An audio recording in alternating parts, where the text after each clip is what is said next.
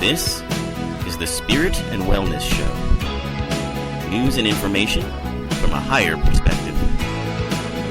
With your host, Harry Wilkinson. Yes, welcome to the Spirit and Wellness Show. I am your host, Harry Wilkinson, and this is the show where we talk about the days and weeks, events, happenings in the world of entertainment, politics, international news, and we talk about it from a spiritual perspective, from a higher perspective. And we also look at some of the stories that maybe don't get heard as much as some of the bigger stories that capture people's attention. We do tend to gravitate towards stories that involve tragedies of some kind, violence, those sorts of things. And as I've said many times on this show, you know, it is the gatekeepers, as they are referred to, those who make the choices of what gets published or what gets broadcast and what is seen as newsworthy, that help to shape all of these stories that we see. But in any case, you know, any story is just that. And any and all of these stories can be pathways, ways to really explore what we are telling ourselves about who and what we really are in this world. And learning how to do that is something I think that has been certainly an important tool in my life. It's something I'm still learning to do. And hence this show helps me focus on that and keep that in perspective. It is a way of, rather than turning away from things that we think are troublesome, it's a way of embracing and going in them and seeing the illusory quality that they are. Yes, illusory quality. It's an understanding that the world that we create, that we think of as real, is the exact opposite of that, and that we're creating it every moment. And we are creating it to experience that which we are not. Just kind of to, you know, simplify it, because it's a rather complex metaphysical concept, but just to sort of simplify it, if we are, as I state that we are, all connected, we are all one, we are divine power in motion. If we are able to do anything and everything, then to play a challenging game in which we create a space, a version of ourselves that is, or appears to be, powerless, helpless, buffeted about by events, scared, weak, vulnerable, all of these things that we really are not at our ultimate level. But if we play this game, if we experience what that's like to be in that sort of state,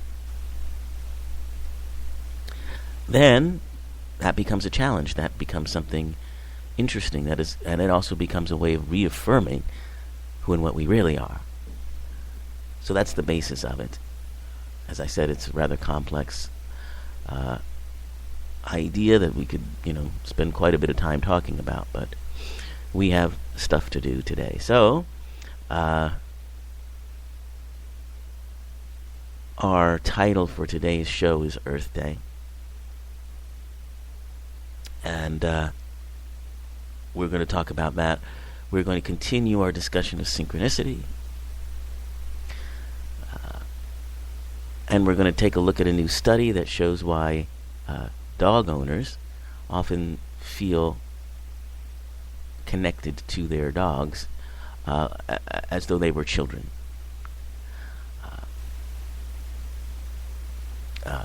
Many people find that, if many people who are not dog owners don't really get it sometimes that your dog is your child. And this study really tells you why that happens. So we'll talk about that. And we're going to talk about other issues in the news as far as the new focus on some very important issues that have come about since the final stages of that astrological alignment I've been talking about for 3 years now between Uranus and Pluto. Now that is finally come to an end, we're going to take a look at some of the things that have emerged in our country as really important areas for change that I think we're going to be able to move forward on very soon. And one of those, of course, is climate. So let's talk about climate change, because it is Earth Day, or Earth Day is coming. Here in my neck of the woods, the Washington, D.C. area, they had a very well-publicized event down on what they call the Mall. Washington, D.C. Mall is where the Washington Monument and many other tourist attractions are. And they had a free concert with some very luminary types such as Mary J. Blige, Usher, Gwen Stefani, all performing for free, to bring more, I guess, awareness to the issues that face our planet. And, many other politicians and people involved with the UN talked about some of the issues that we face. Of course, global warming is among them. But, there are quite a number of other issues that are involved.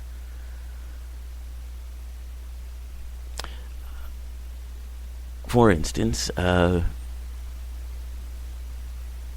we are still looking at, just recently in Japan, you may remember the Fukushima nuclear plants that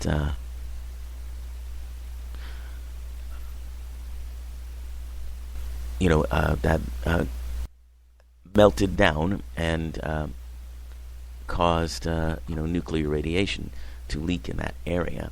And they've been working and planning. They were planning this week that Fukushima would go back online. But the Japanese government, in I think a very wise move, has decided not to do that.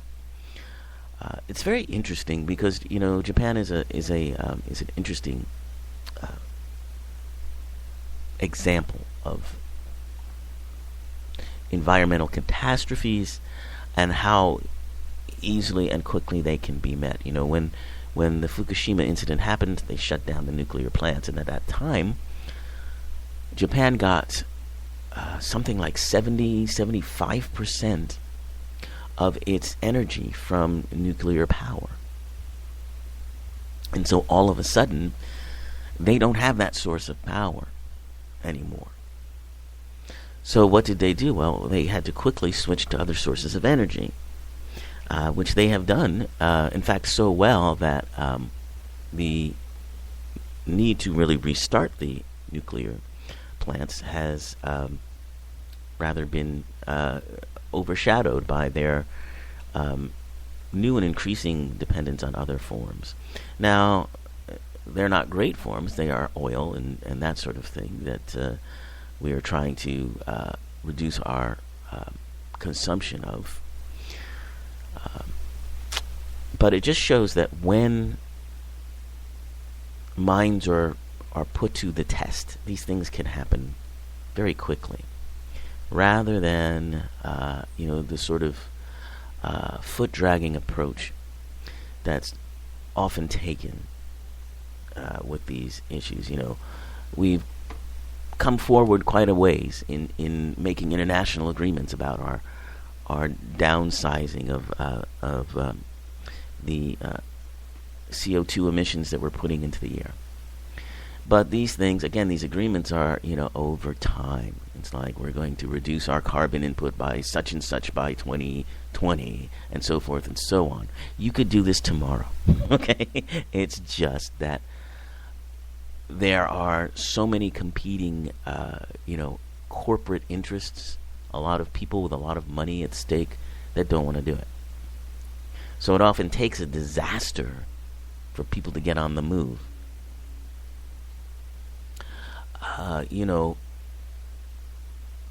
There's no reason why we should still be prolonging this,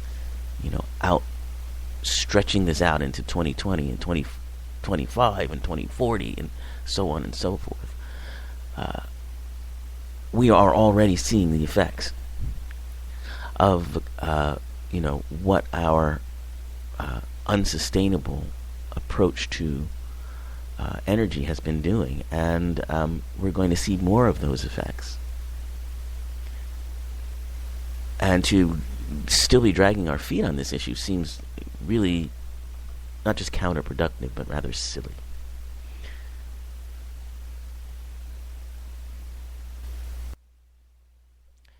So, those are those issues to keep in mind about, Earth Day and global warming and all of that.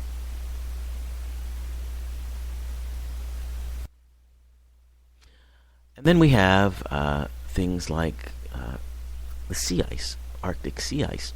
And as these things melt and cause the sea levels to rise, that threatens a lot of coastal areas, a lot of ways of life around the world that can be wiped out simply because of rising sea levels.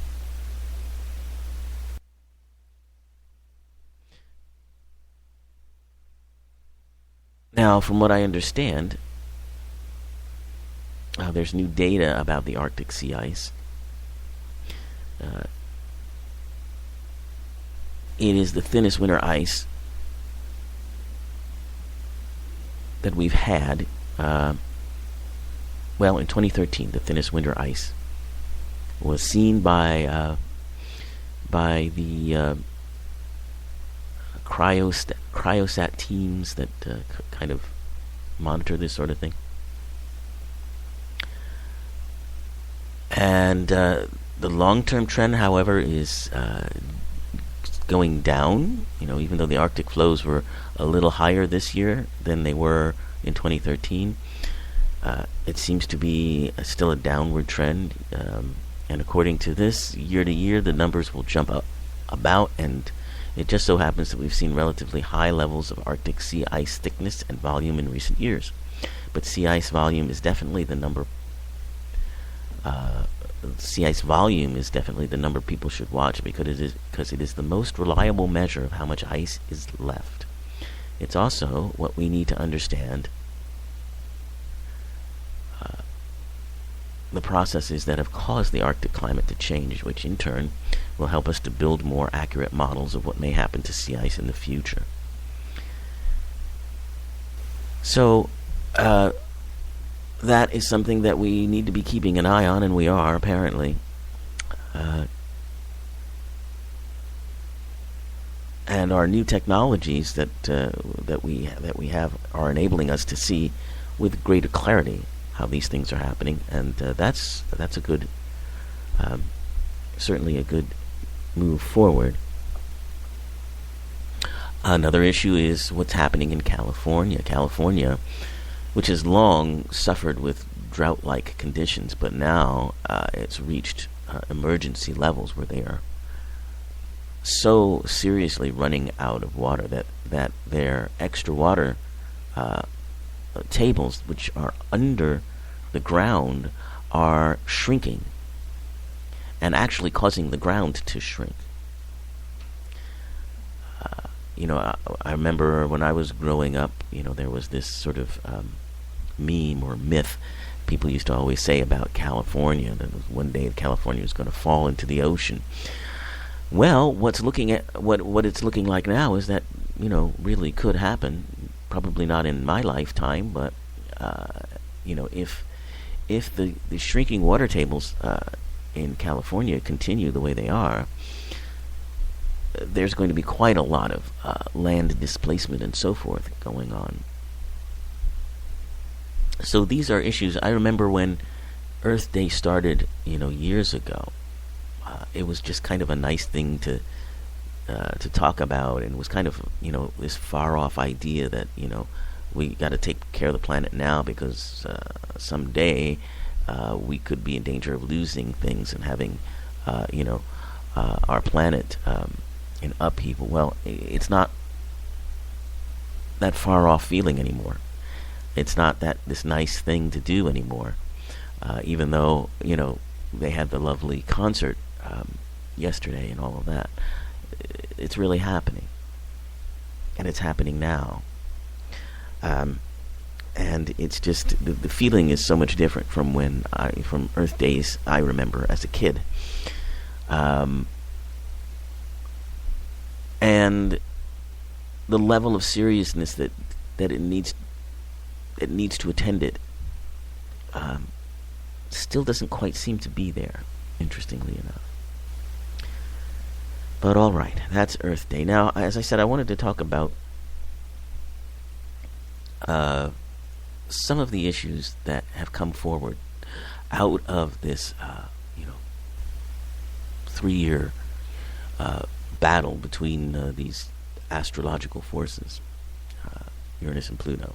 And as I said, I know that some of you don't put much stock in astrology, and that's fine. I use it as a way to sort of talk about different energies that are in the world, and I find it very helpful, but it certainly isn't something that's limited to your belief in astrology in any way, or lack thereof, because you can clearly see that these things are going on.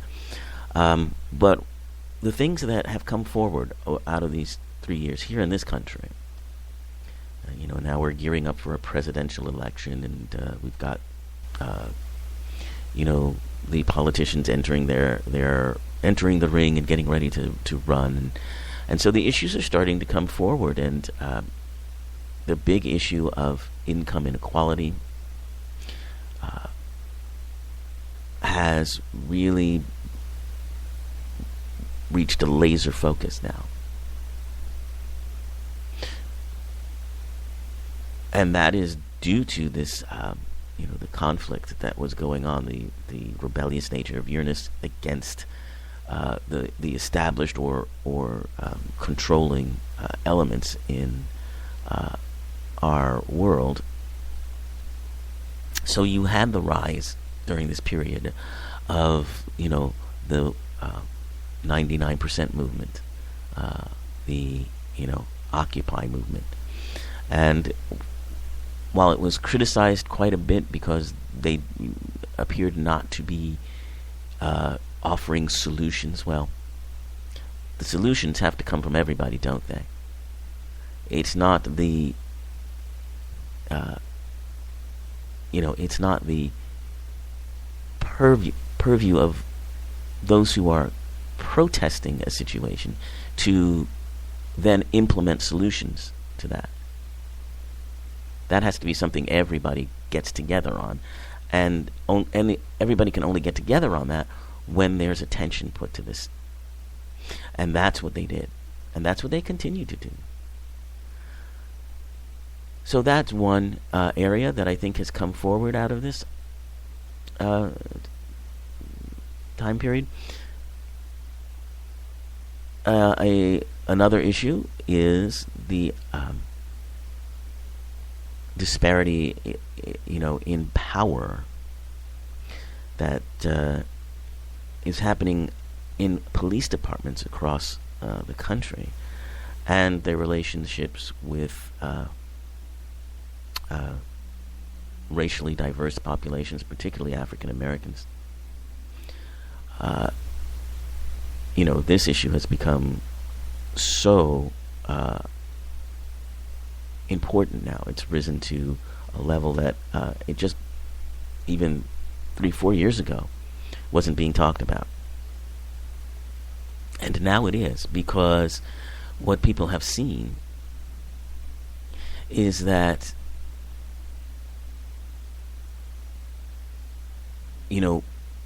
two things that have been very disturbing is the increasing militarization of the police, in which they have gear. They are armed to the teeth, and when protesters march or protest, they are met with what looks very much like a paramilitary unit, which can be very frightening. If you think back about back to the civil rights era and the protesters that marched, and they were met by dogs, and they were met by water hoses. Today, they would be met by tanks and submachine guns. That's what's really frightening. That's what's frightening a lot of people. And also the seemingly random shootings of unarmed African Americans. Most recent one just happened a couple of weeks ago, in which an unarmed African American, and there was video on this, and that's what really turned the tide. And the video was showing this man who had been pulled over for some minor offense.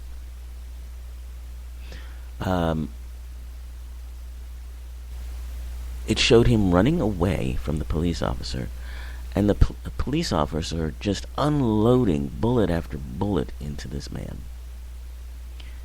until he was clearly dead. And then when he was clearly dead, did what looked like an attempt to cover this up by handcuffing him. So this officer has been arrested for murder, thankfully.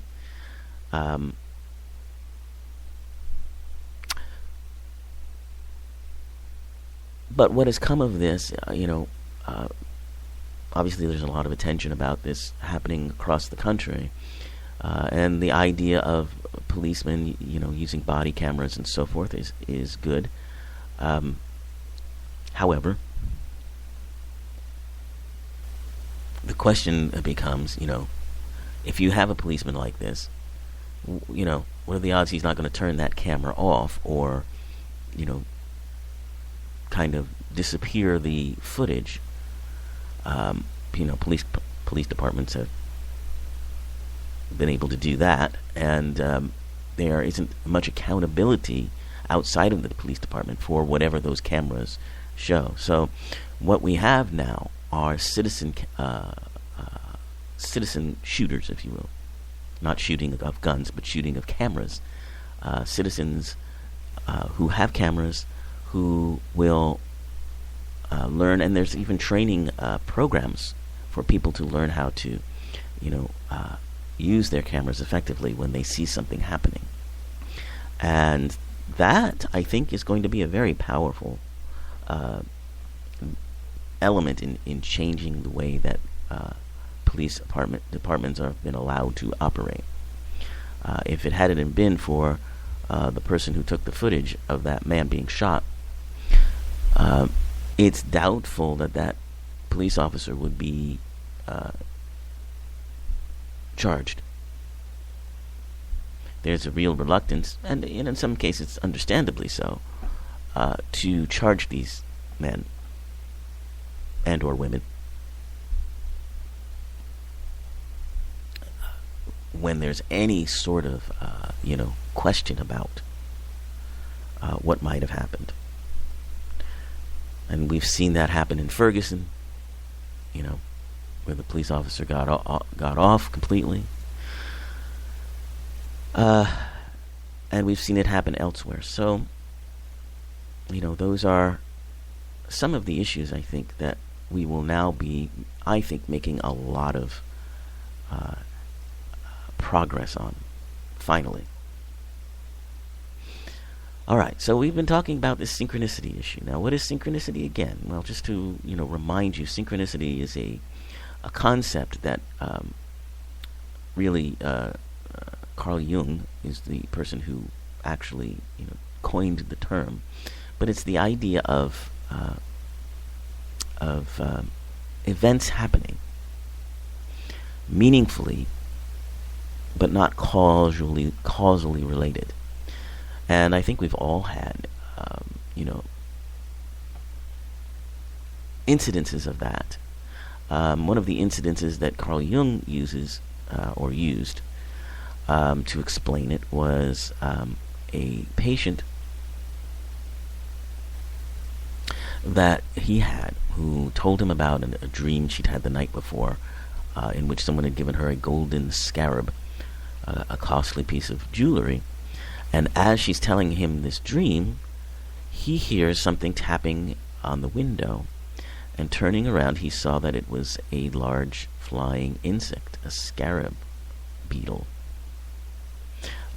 Something that, according to him, was, not a normally seen insect in the area in which he was.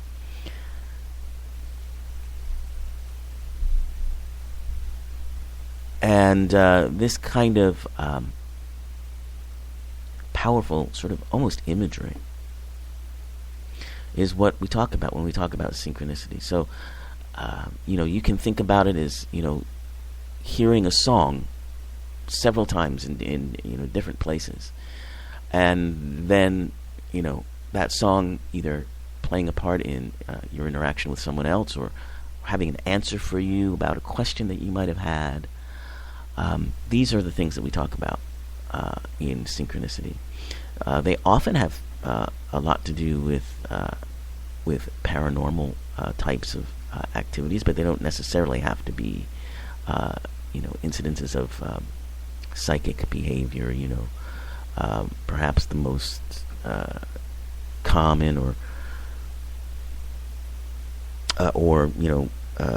talked about kind of thing with this is, you're thinking about a friend you haven't talked to in a long time, and all of a sudden they call you on the phone.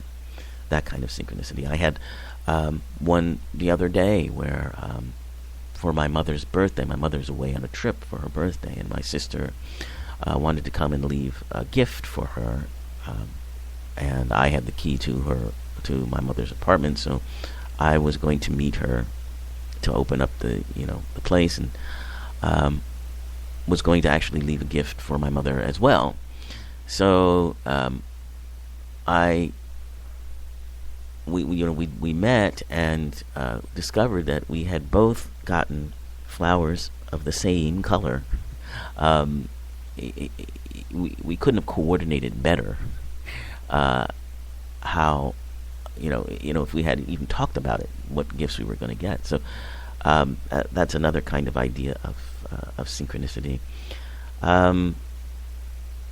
So we've been talking about ways to, amplify your awareness of synchronistic events.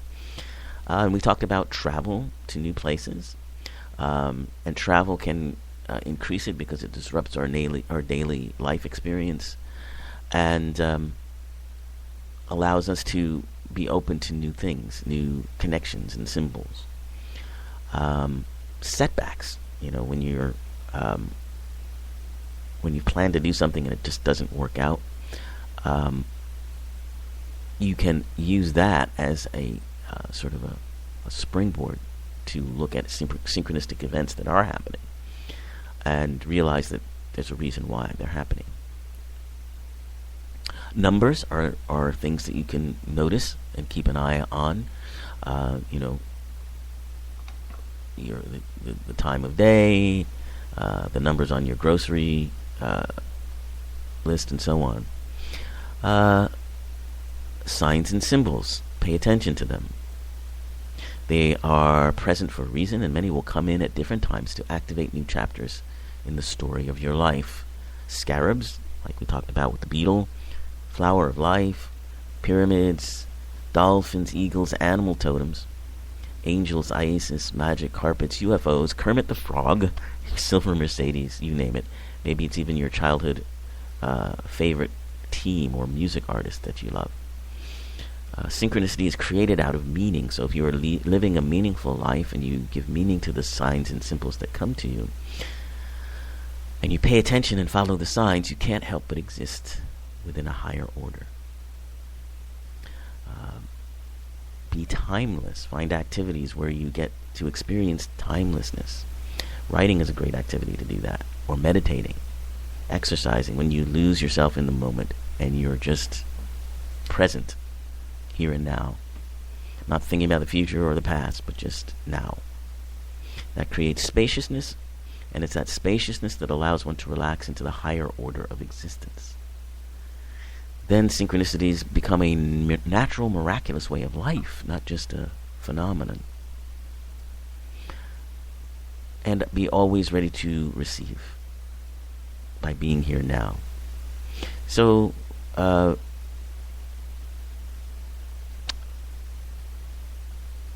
synchronicity can be amplified when you don't rely on it, but rather take sort of a dedicated present action in your life, and present enough to see it when it shows up. Appreciate it as it does, but don't expect it. So ways to do this are, regular meditation times, keeping a dream journal, taking time to review your day. And then the last one here is following your highest excitement. And you do that, when we realize that the life we are living is dreamlike in nature, and that we are crafting it from our imaginations. And that's where synchronicity really guides us. Be spontaneous, playful, and have fun, and synchronicity follows the excitement. When you're, again, in the moment, you're doing things, and these synchronistic events happen, that's really the ways that, when synchronicity really takes hold. So, there you have it. Our talk about synchronicity, and our discussion of many other things, including Earth Day. So, until next week, be kind to the earth, be kind to yourself, and look for those synchronistic events.